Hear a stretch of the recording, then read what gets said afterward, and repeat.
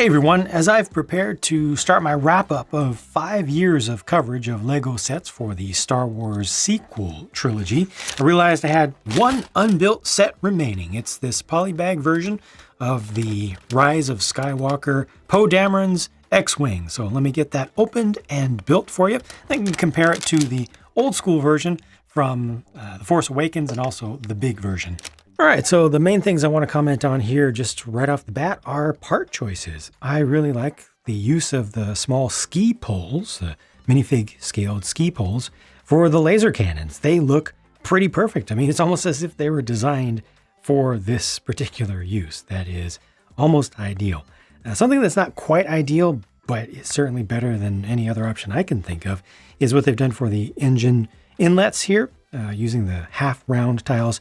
You can tell they're not truly half round. You know, they have some straight sections on the sides. If they were properly semicircles, they would be pretty perfect. And there's just a little bit of gap there, but I think that's fine. I think that's a good effort. This is a nice shiny coated drum lacquered piece there, the single stud. And then the biggest deal with this entire little ship is that it has carrots for engines. It uses carrot power. Carrot. Which, I mean, hey, the shaping kind of works.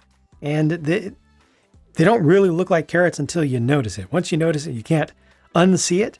But for shape, like it fits in there pretty well. And the build of this is pretty good. You also got the suggestion of a little bit of detail right there in the center on the back, or a little bit of a booster unit.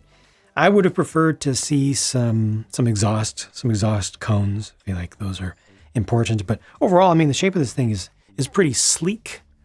Actually, zoom that out just a little bit so you can see a little bit better. There we go. Yeah, I mean, look at that. That's a good look. I would have liked to see maybe on those engine builds, just one single hollow stud in dark azure as well, just to get a little bit more of that bluish color in there.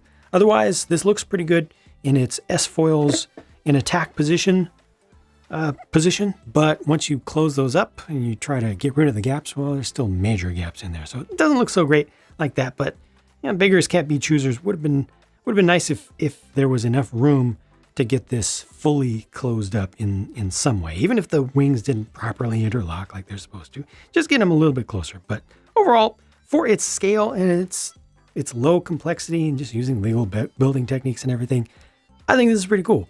Now, though the Force Awakens version uses a fairly different build, the scales are quite compatible. So these definitely will go together well in a scene. Got a little bit more thickness on the previous version up in the nose. Overall, this just feels more sleek and faster to me. This feels a little bit more just archaic in its design, especially with the use of the simple antenna pieces for the laser cannons, which I think were fine for its day, but this is way better. It feels more advanced, feels more detailed. This one does have some exhaust cones back there, or outlet fire cones to show that the engines are actually on and running.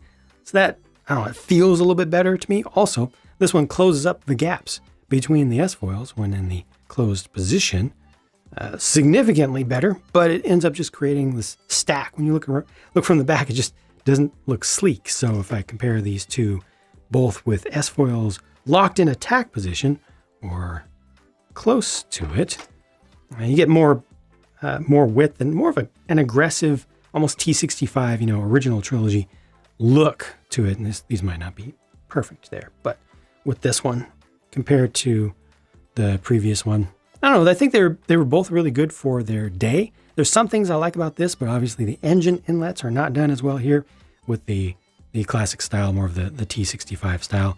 Also, all that extra extension in front of the wings for the engines compared to here, where everything is a lot more tight and close to the central bulge of the rear part of the fuselage, where most of the mass is. So in all, in 5 years, I feel like they've come quite a ways. This isn't perfect, but it's darn good for its size. And I think you really get to appreciate that when you look at the little one compared to the big one. I mean, this uses so few pieces and really does capture a lot of the core essence of the appearance here. So much of it proportion-wise and just emotion-wise almost is captured really, really well there. Again, I just feel like this one could have used a little bit more blue just to pull in some of this, even if this is not perfect to the movie props and CG models and everything. Still just getting a little touch of that in there. Could have gone a long way, and also getting some suggestion of the exhaust cones there. Otherwise, though, like the shaping, that's the important stuff. That was captured really well. And these are the handful of spares left over from the polybag. Sweet. So this should be the last sequel trilogy set from LEGO that I review until the 2021 sets start to come out. And even in that, it looks like they're really dialing back from the sequel trilogy coverage smartly, I would say. But yeah, it's time for me to start going through the old back catalog of sets that I've been collecting this entire time and do some final summaries and retrospectives. So stay tuned for some of that to come. Thanks for watching. I will talk to you again soon. Carrot.